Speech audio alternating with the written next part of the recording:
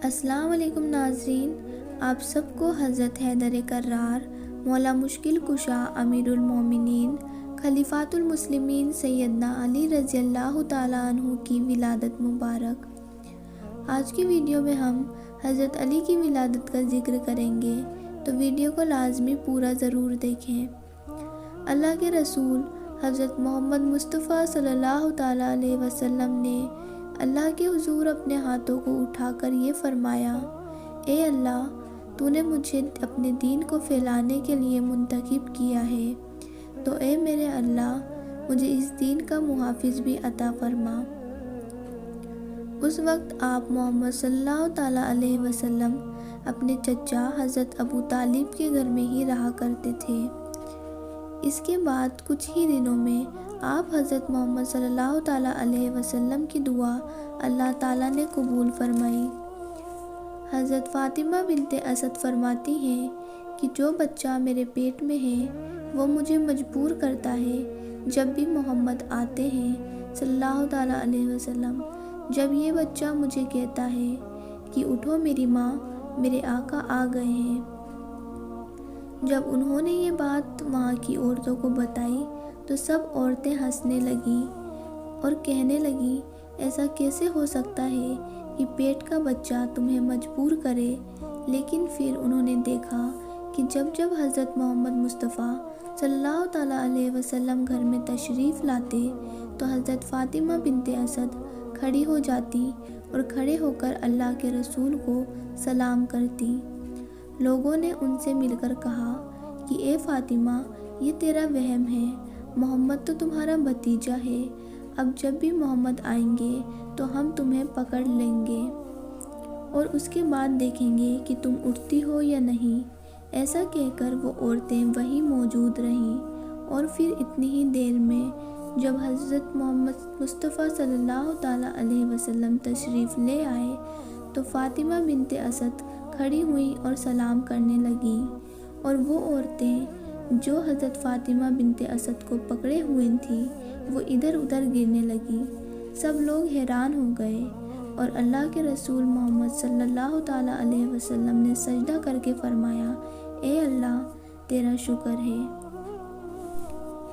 بس پھر 30 عام الفیل 11 رجب کو حضرت فاطمہ بنت اسد خانہ کعبے کی طرف تشریف لے گئیں اور طواف کرنے لگیں، اور انہیں بچے کی آمد کا ایام نظر آئے تو حضرت فاطمہ بنت اسد گھر لوٹنے کا ارادہ کرنے لگیں۔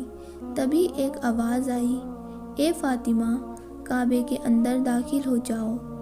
کہ تبھی خانہ کعبے کی دیوار میں شراف ہونے لگا، اور وہ اتنا بڑا ہو گیا کہ ایک انسان اس میں سے گزر سکے۔ یہ سب منظر دور کھڑے ہوئے حضرت عباس ابن عبد المطلب نے اپنی آنکھوں سے دیکھا کہ فاطمہ بنت اسد اس دیوار سے خانہ کعبے کے اندر تشریف لے گئیں اور دیوار واپس سے بند ہو گئی۔ حضرت عباس نے جب یہ منظر دیکھا تو وہ پریشان ہو گئے اور ادھر ادھر بھاگنے لگے، لوگوں سے کہنے لگے کہ حضرت ابو طالب کی بیوی خانہ کعبے کے اندر چلی گئی ہے، اور یہ بات پورے مکہ میں پھیل گئی، اور مکہ کے سارے لوگ خانہ کعبے کے پاس جمع ہو گئے اور خانہ کعبے کے دروازے کو کھولنے لگے، لیکن کسی سے بھی یہ دروازہ نہیں کھلا۔ سب لوگ پریشان ہونے لگے، لیکن اللہ کے رسول حضرت محمد مصطفیٰ صلی اللہ تعالیٰ علیہ وسلم اور آپ کے پیارے چچا حضرت ابو طالب مطمئن ہو کر بیٹھ گئے۔ تاریخ گواہ ہے کہ یہ واقعہ مکے سے پھر پورے عرب میں پھیل گیا، اور پھر دور دور سے لوگ مکے کی طرف آنے لگے۔ ایسے ہی 3 دن گزر گئے۔ عرب کی سرزمین پر اتنے زیادہ لوگ پہلے کبھی جمع نہیں ہوئے تھے۔ تاریخ 13 رجب 30 عام الفیل کو حضرت علی رضی اللہ تعالیٰ عنہ اس دنیا میں تشریف لائے۔ سب خانہ کعبے کی طرف بے صبری سے نظریں لگائے بیٹھے تھے۔ تبھی دیوار کعبہ واپس سے ہلنے لگی، اور پھر وہی راستہ بن گیا، اور سب نے دیکھا کہ حضرت فاطمہ بنت اسد کی گود میں ایک نورانی چہرے والا بچہ ہے، لیکن یہ بچہ نہ تو دودھ پیتا ہے اور نہ ہی اپنی آنکھیں کھولتا ہے۔ تبھی حضرت محمد مصطفیٰ صلی اللہ تعالیٰ علیہ وسلم تشریف لائے۔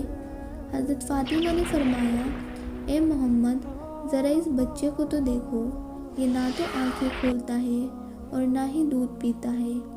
آپ نے اتنا سنتے ہی بچے کو اپنی گود میں اٹھا لیا اور اپنی مبارک زبان بچے کے مبارک ہونٹوں پر رکھ دی اور بچہ آپ کی زبان کو چوسنے لگا، اور پھر اپنی آنکھیں کھولی اور سب سے پہلے سرکار دو عالم پیارے آقا صلی اللہ تعالیٰ علیہ وسلم کے چہرے مبارک کو دیکھنے لگا، اور آپ نے بھی بچے کو دیکھنا شروع کر دیا۔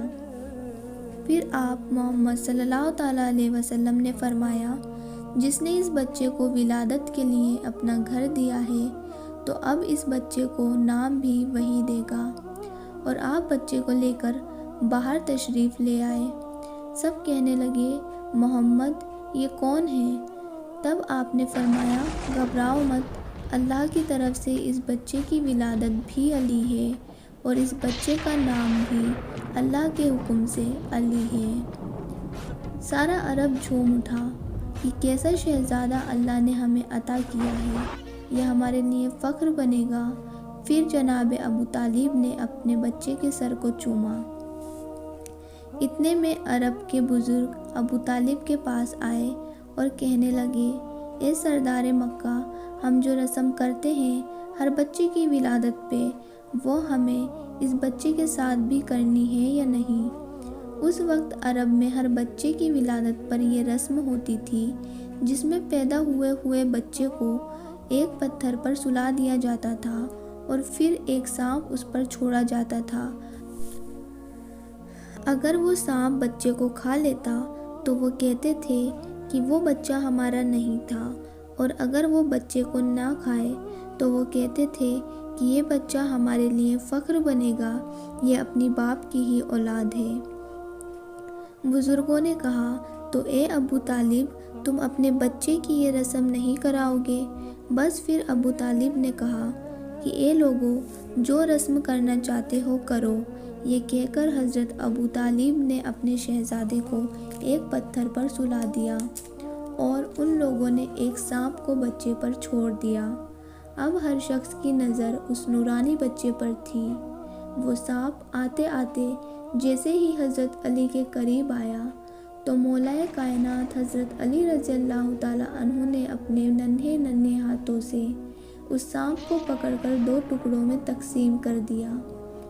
عربی میں سانپ کو کہتے ہیں حیا، اور کسی چیز کو چیر دینے کو کہتے ہیں درہ، اور لوگ کہنے لگے حیا درہ، حیا درہ، یعنی اس بچے نے سانپ کو چیر دیا۔ جو سنتا گیا وہ کہتا گیا حیا درہ، حیا درہ، اور پھر یہ آواز اتنی بلند ہونے لگی کہ پورے مکہ میں یہ آواز گونجنے لگی۔